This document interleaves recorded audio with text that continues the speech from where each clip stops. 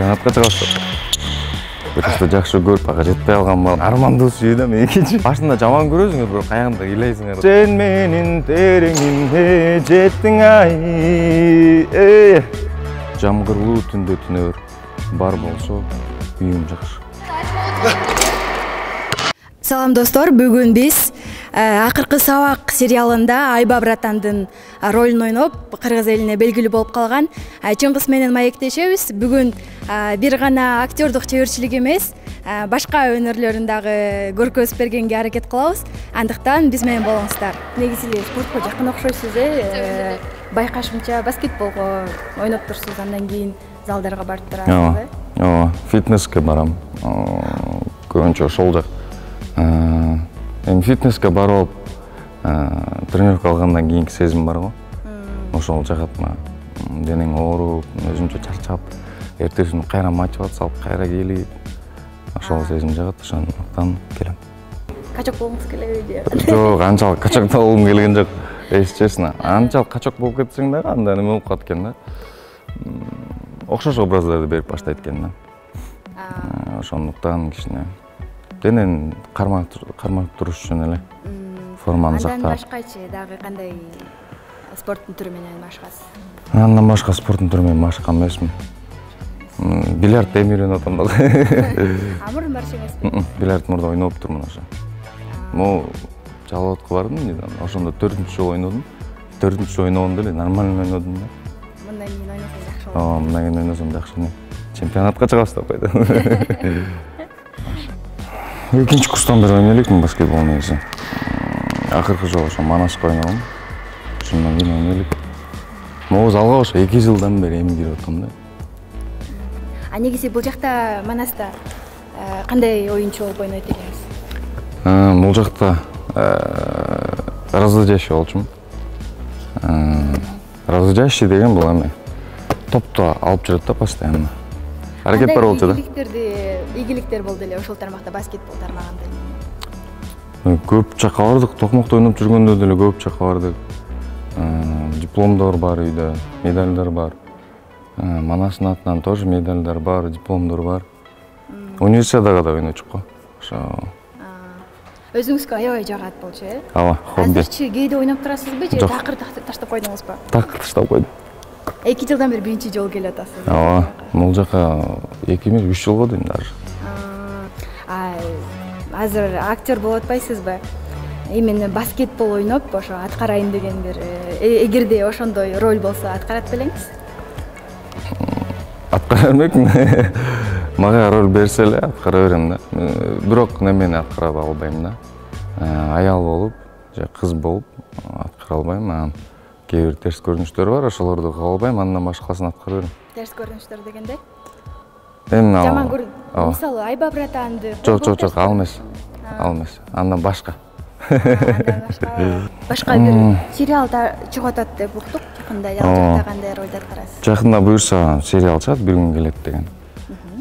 Залкар продакшндыкы. Ал жакта ушундай эле терс карман болуп калды бирок. Кандай, Айба Братандайбы? Терс карман, бирок неме линия башкача кетет да, черный. Черный болуп аткарам. Бандит.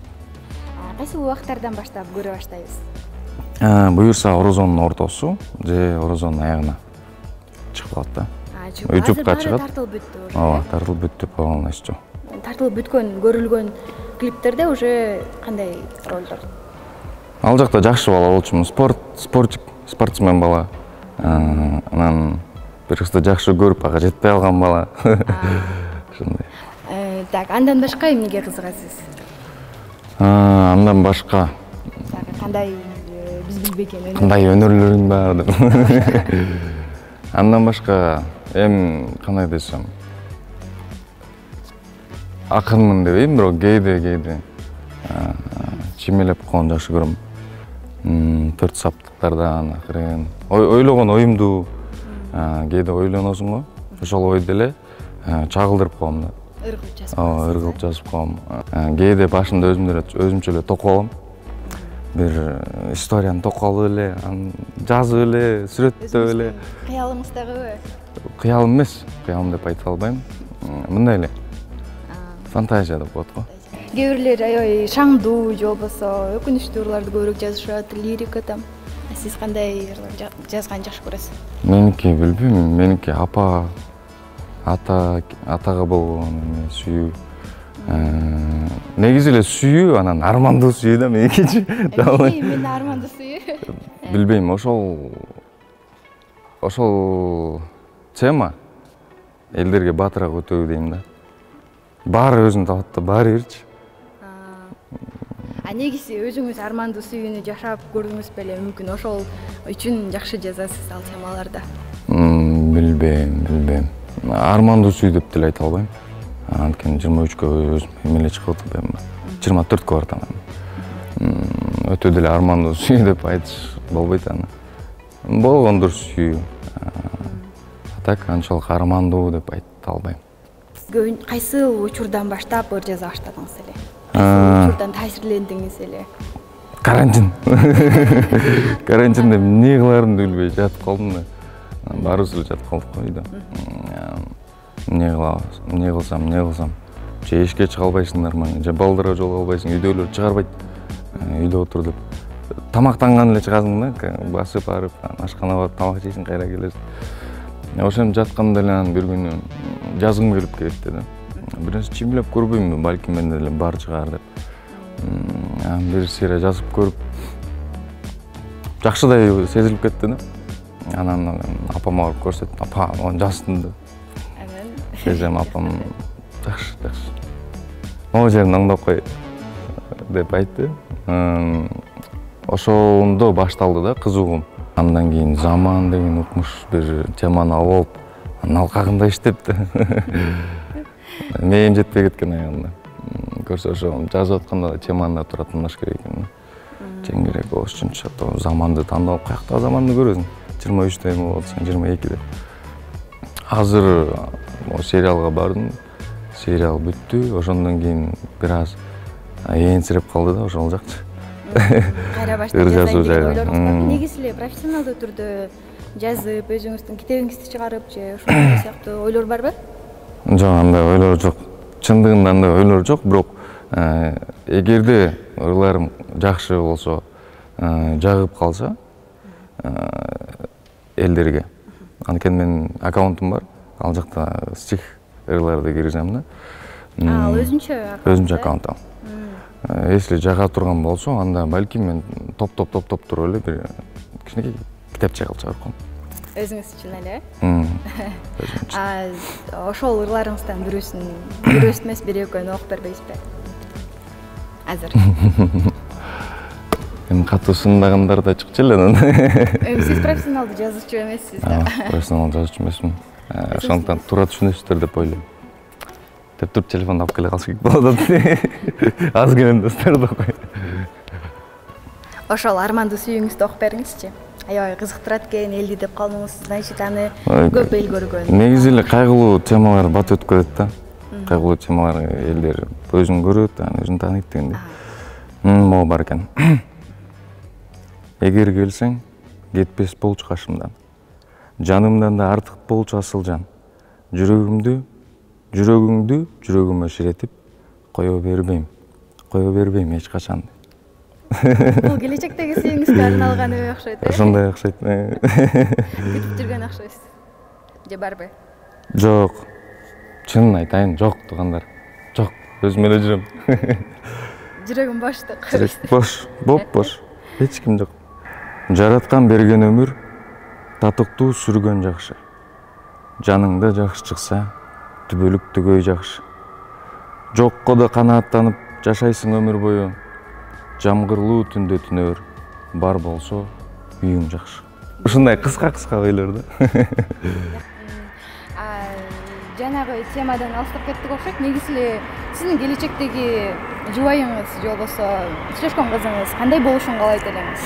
Баарына кызыктырган суроо болуш керек азыр сиздин көрөрмандарыңызга. Эң биринчи эле ошол адептүү болсо дейм. Адептүү болсо, орду менен сүйлөсө, калп айтпаса, чынчыл болсо, мени сыйлаган адамдарымды сыйлап турса, ошол жетиштүү го дейм. Мени сыйлаган, мени жакшы көргөн адамдарды сыйлап турса, түшүнүү менен караса, албетте эң биринчи очередь ошол да окут экен да. Себеби актерлордун профессиясын көп эле түшүнө бербейт да. Көп. Сиз актриса менен сүйлөшөт белеңиз? Актриса кыз менен аны түшүнүп сүйлөшкөнгө аракет кылат. Ооба. Болот, э? Негизи мен андай мо профессиянын ээси менен сүйлөшөм деген немем жок да, принцип. Жакштырып калсам любой менен сүйлөшөм. Сиздин соц тармактарда көрүп калдык да, үн менен чыгарып обондуу ырларды ырдаганыңызды дагы. Ал тармакка дагы кызыгасызбы? Жок, ал кээде эле ырдап коем. Кээде ырдап коем. Бир жолу отуруп не кылсам деп отурган. TikTok деген бар го. Ошо жака кирип туруп эле катуу чыгып атпады беле? Зымыран деген. Колумдан уста. Ошол кечке келе берди да мага дагычы, эми отметкалар келе берди да Instagramдан. Анан ошол угуп жүрүп калган сым калыптыр. Жакшы угуп калып эле отуруп тартып көрбөймүнбү деп. Кыска эле. Ошол жерин эле ырдап туруп тартып киргизип койсом кетти да. Эртең менен эле Instagramда жүрүп, болсо мен TikTokко салганмын. TikToктон көчүрүп Instagramдарга салышып, жайылтып ишти да. Миң жумушуңду жакшы кылсаң деле, шындагындар баары бир болот да. Ошондуктан мен аларга көңүл бурбай калдым. Мага баары бир. Бизге бир ошол ырыңызды кайра ырдап берип коюңузчу пожалуйста. Ону менен. Негизи мындай ырдагыңыз дагы келчү беле? Негизи. Ооба. Окуучулук кезде бир катуу эме кеткем.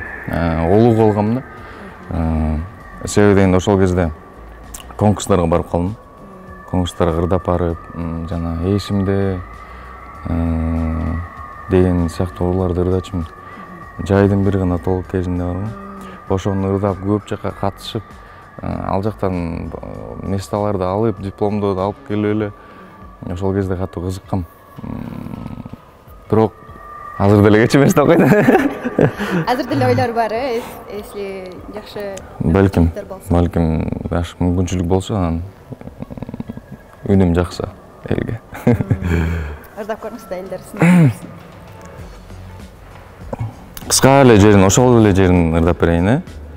Жана киргизген. Бирок казакча бул. Анан казакчаны ырдап атасың деп тасындап чыкпагыла да кой.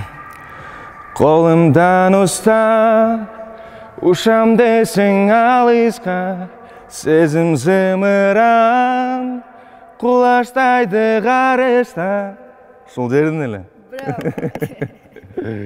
Рахмат. Жок, эле мениңиз мүмкүн. Кызча дагы мүмкүн бир-эки ырдап бересизби? Конкурстарга бардым деп калбадыңызбы ошол? Ашыгым бегим ай, бегим ай, бегим ай. Асылым менин ай, менин ай, менин ай. Раймалың боюн сенин ай, сенин ай. Бегим ай, бегим ай, бегим ай, бегим ай. Карага көзүң менен кадала кабилет, жараладың садага кантейин көкүрөгүм эзиң ай.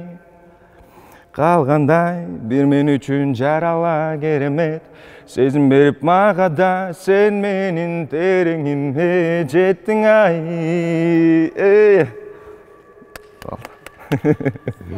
Мен ырчы эмесмин достор, аны урушпагыла мени, Сизде аябай көп урушат окшойт, улам эле айтат. Ооба, кээде ушинтишет. Урушуп эле, ар ким өзүнүн жумушун кылса, андай кылса, мен кээде эле бул хобби. Кээде ырдап коем ошо каалаган мезгилде. Кээде жөн койсоңчу, эми Не дейсиз? чын жашооңо кийлигишип атат го. Эмне кылсаң ошонун баарына кийлигишет го. Эмне сүйлөп атасың, антип сүйлөбө да. Деген хейтерлер менен бирок кызыктуу экен да. Кызыктуу. Ооба, хейтерлер болсо, бул кызыктуу экен жашоо. Алар жок. Хейтерлериңиз көбөйсүн. Алар жок мындай. Сиз неме көп деле майнербейсиз, көңүлүңүз чөкпөйт ал. Жок. Көңүлүм чөгүп да койбойт. Кашым да койбойт го дейм. Акыркы сабак бүткөндөн кийин, тартылып бүткөндөн кийин көбүнчө айба братан деп жаш балдар өткөндө фан встречаңар дагы болду. Ал жакта дагы ушундай болуп жүрдү да. Айба братан дегендер көп болду. Анан ошол корккон жоксуздарбы? Мисалы, наоборот, сиздердин максат ал Айба братандай болбогула деген болчу. Сизди турап алды деген, сизди турап кетет деген коркунуч болгон жокпу? Негизи башында болгон мындай коркунуч. Биз аны ойлонгонбуз. Руслан Байкелди ойлонгон, ошол эле продюсерлер менен сүйлөшүп кеңешип.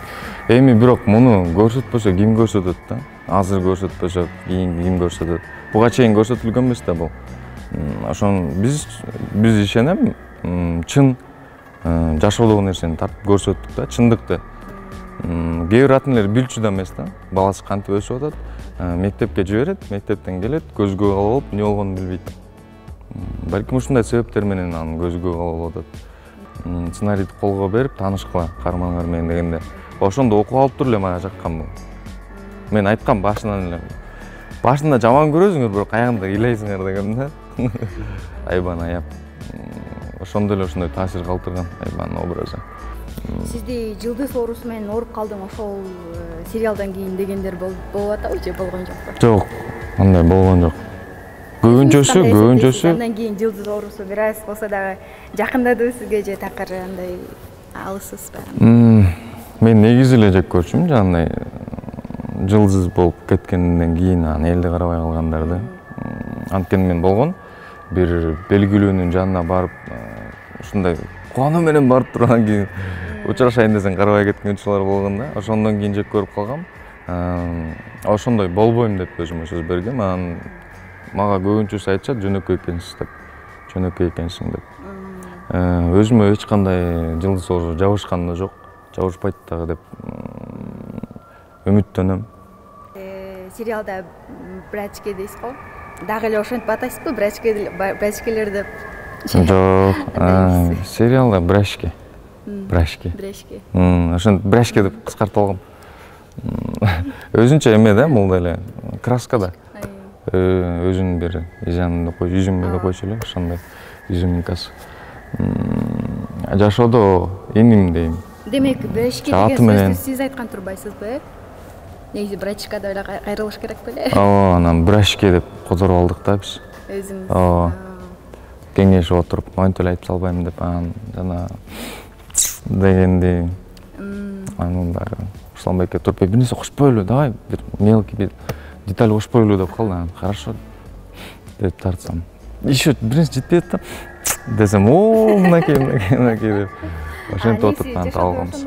Ошондой привычкаларыңыз бар? Жок, андай привычкам жок. Андан кийин могу көздү монтип сүйлөп жүрдүм го. Сериалда монткен моменттерим бар болчу. Бир көздү бирке жаап, анан кайра ача калып. Ушул эме болуп калыптыр, привычка болуп калыптыр. Наоборот, сериалдан жашоого. Үйгө барып эле ушинтип жүрөм. Бир маал эле атам көрүп алып, "Сага эмне болду көзүңө?" дейт. "Эмне ооруп атабы?" "Жок, эмне болуптур?" десем, "Жабылып калыптыр" дейт. Ана привычка болуп калыптыр, өсүртүп коесуң. Азыр уже жогоп калды да. Ооба. Азыр кээде ойноп кетиши мүмкүн. Жүрүп. Кыялдарым негизи мындай жакшы кишинин образын эле аткаргым келип атат да. Нормальный бир баланынчы. Терс карман эмес. А то эки проекттен терс карман болуп кетти да. Ошол терс карман аткаргандан улам сизди өзүңүздү терс кабыл алган адамдар дагы көп болуш керек э? Ооба. Азыр бар менден корккондор. Телевизордун артынан эле көрүп коркуп калгандар бар. Жаман зөөкүр мыкашы деп. Дагы келечекте кандай чоң пландарыңыз бар, кыялдарыңыз бар? Келечекте кыялдарым көп. Жеке эле Кыргызстандын ичинде эмес. Кыргызстандын четине чыккан. Балким кийинчерээк баары кыялдан башталат, анын баарына кыла алсаң болот да. Аракет болуш керек. Ошондуктан аракет кылам. За границу чыкканга, башка мамлекеттерден тартылганга. Кыялым ошол. Актер, мыкты актер болсом, ошого жараша жакшы адам болуп, ушундай изим калса депчи.